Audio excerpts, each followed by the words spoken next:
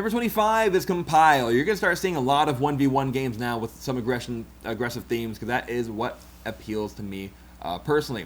Now, Compile is like a coding-esque art of a game where you're going to be choosing 3 types of elements or traits. You can pick like fire, water, destruction, death, love, life, the abyss, emptiness, just a bunch of different kind of traits in life, and you shuffle those into one singular deck.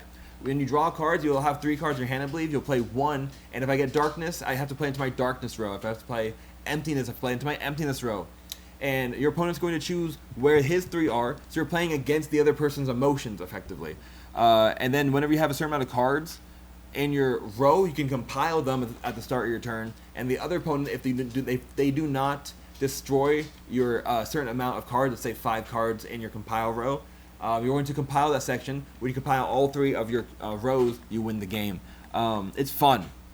It's fun. It's a tricky design, but they did a good job balancing everything. There's a lot of like combos you can make depending what elements you combine, depending what traits you get. There's an expansion. Thank God someone bought the IP from this, because the company who was publishing this just shut down because of tariffs, allegedly. But someone bought the IP for this. They're producing the set 2 that was supposed to come out, and I'm incredibly excited to see what set 2 stands for. So if you haven't played Compile, you like 1v1 games, you like coding, arts, and culture, definitely check this one out. It is one of the most beautiful games I played of the entire year. Number 24 is Star Wars deck building game, specifically Clone Wars, but deck building game and Clone Wars go hand in hand because they're interchangeable, to be fully honest. Star Wars deck building game is an IP game in the Star Wars universe where someone's going to be playing the good guys, someone's going to be playing the bad guys. If you have both of the games, you can combine it to 2v2, which is pretty cool. But it's a simple standard deck builder where there's multiple different strats you can go for, which is great. You can play towards the strength of your faction. So if I am if I am the Separatists from the Clone Wars, I can destroy my droid to both cull my deck and do some pretty strong hits, but I don't have those droids in my deck ever again. Or I can go for the gray factions, which are the bounty hunters. Maybe I want to do bounty hunters to combine with other cards in my deck, or maybe combine with other bounty hunters. If I am the good guys, maybe I just want to stick with my section and use the Force to peek at the top cards of my draw pile. It's cool. I really do respect what they've done, and they really do good art in the game as well, and they keep it true to the soul, and they have the right character combos, like Jar Jar Binks no one wants. So in Jar Jar Binks, he's actually free to get, and when you use him, you give it to your opponent to like take up space in your deck. They do a good job with knowing the fans, knowing what the fans want, knowing how they react to these types of characters, in my opinion. Number 23 is Munchkin's Marvel. Now, Munchkins as a whole would be around here as well, but I'm going to say Munchkin's Marvel specifically because out of all the Munchkin games, Munchkin's Marvel is by far the best interpretation of them.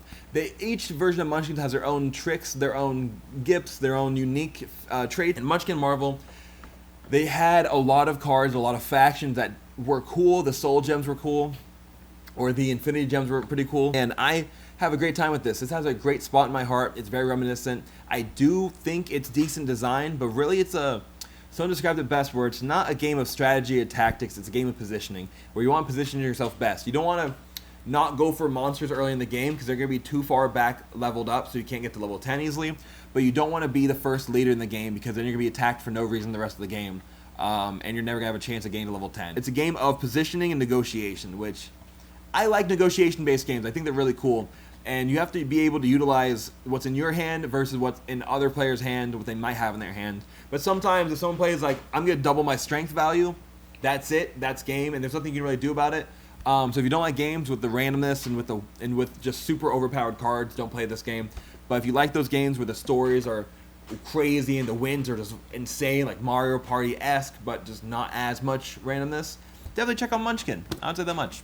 Number 22, another kind of 25th century game because it's actually by Ludo Liminal, Diatoms. Diatoms is a beautiful game of microorganism art, which is apparently a real thing, I think. It is a tile placement game that is just it's a beautiful looking game, and the shared space is the way you get your resources in this game, where depending on what colors are touching, you gain that many resources, and you put them directly into your art. You want to have perfect symmetry, you want to have the exact same symbols, you want to have a variety of symbols per each circle, and then if you play with the difficult mode, you add judges, and adding judges can actually significantly hurt your paintings if you don't appease the judges, or it can help your paintings if you appease the judge in this way. So it's a nice balancing act, and seeing where your opponents go, seeing what you might want, and I think it's a great game. I did an event with my last few copies of this game. I sold off all my copies of this game. This game I cannot keep on the shelves.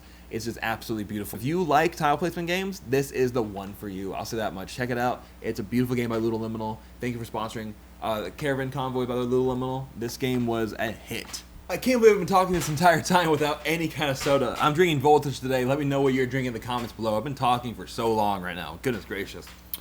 Going to number 21. Number 21 is Wonderland's War. Wonderland's War is by Druid City Games, I believe it's called.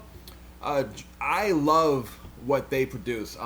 It's a good game. I'm excited for Mad Kala. It's in the world of Alice in Wonderland, but it's a nice cartoony theme. They have a few games in this now because I believe they have a Wonderland's War duel now. Wonderland's War, if you like Quacks of Quedlinburg and Blood Rage, just kind of mix of the two. It is a push your luck, bag building, area control game, which if you don't know, those are three things that should not go together, but they do very well. I push my luck and I bust in every single location, and I only got 5 points by the end of the game. You can get negative crystals. You have asymmetric abilities based on the character you start the game with.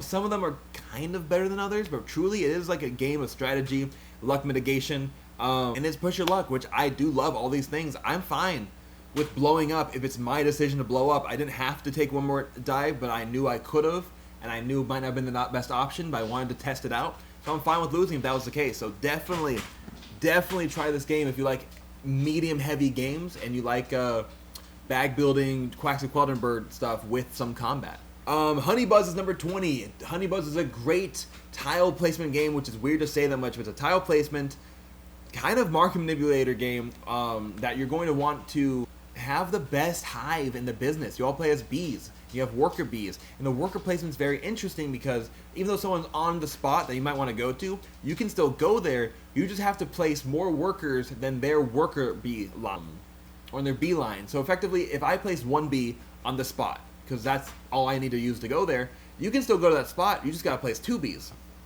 After you, someone else can still go there. They just got to place 3 bees. And when someone recalls, it might make it cheaper to go to that location. So kind of your workers are also kind of resource that you can use and get back.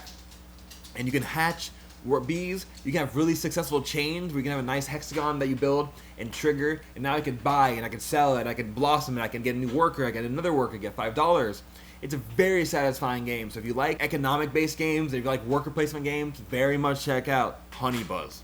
Next up, number 19, it's Battle of Gods. Now, Battle of Gods is a combat game. It's the Norse mythology combat game. Kind of like a Dice Throne Unmatched with some King of Tokyo rules. You can win by either being the last one standing or by having the most amount of glory, or like 10 glory wins the game.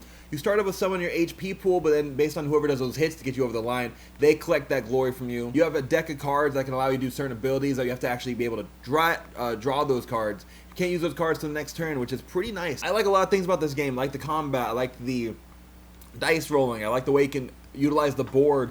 I wish there was more versatility in the board and some other more symbols allow you to do things. You can already teleport and you can already push your luck to maybe get some extra healing or maybe get a card in the game. And I just like it. It's a fun time. You can play with up to 6 players. There's a 1v1. There's like a 1v many, not 1v many. There's a free-for-all mode, and then there's a team-based mode. But I don't do anything cooperative really, so I try not to do team-based. It's a fun 1v1 game. We played the 4-player free-for-all mode, and we had a good time. It's a good game, but it's very expensive to get into. But right now there's a huge deal on their website. It's Mood Publishing, by the way. If you don't know them, they are doing the new Goat Simulator card game and Valhalla, some video game IP games I very much enjoy. I would love to work with them, so if you are watching this and you have something with Mood Publishing, feel free to contact me. Let's get some reviews going. But yeah, that is Battle of Gods, number 19. Number 18, another classic for me that just jumped up really high. It might be nostalgia, it might not be, but I like Carcassonne. I like all the versions of Carcassonne that exist.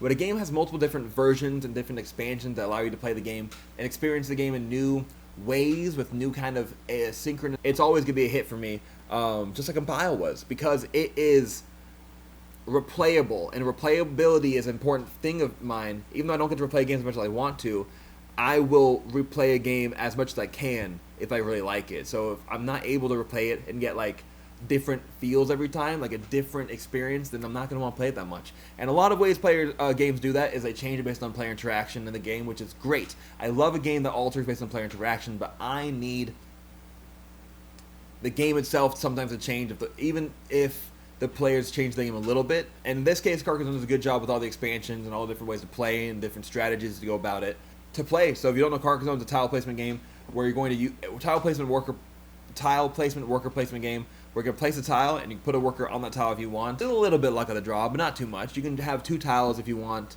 and then choose a tile to place, which I think is a better way to play the game because it's a little bit more strategic and intentional, but it does give a little bit more analysis paralysis, so keep that in mind going forward. Number 17 is Bloodborne, the board game. Now again, this game definitely jumped up way more because it's a board game, it jumped up a lot because it's a video game board game, but I do actually enjoy it. It is not the best board game, but Bloodborne, the board game, is satisfying. It's story-based. I think the story is kind of a little bit weak and definitely not canon with some of the ways they wrote some of these hunters. But if you like Bloodborne, I love playing the minis. I love experiencing the minis. I like fighting the bosses in the board game and having a frustrating experience like I did in the video game. The resetting rules are very difficult. The Blood Moon is way too punishing.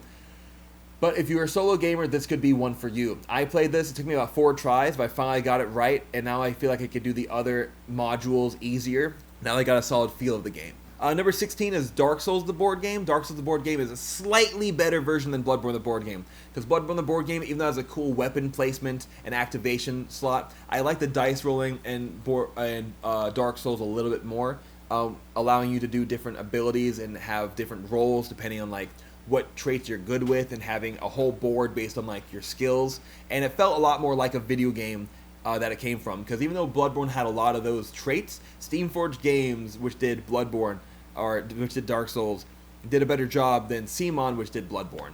And Dark Souls has the same amount of modules, except now they have like super bosses, so you can combine any kind of mini boss with a boss.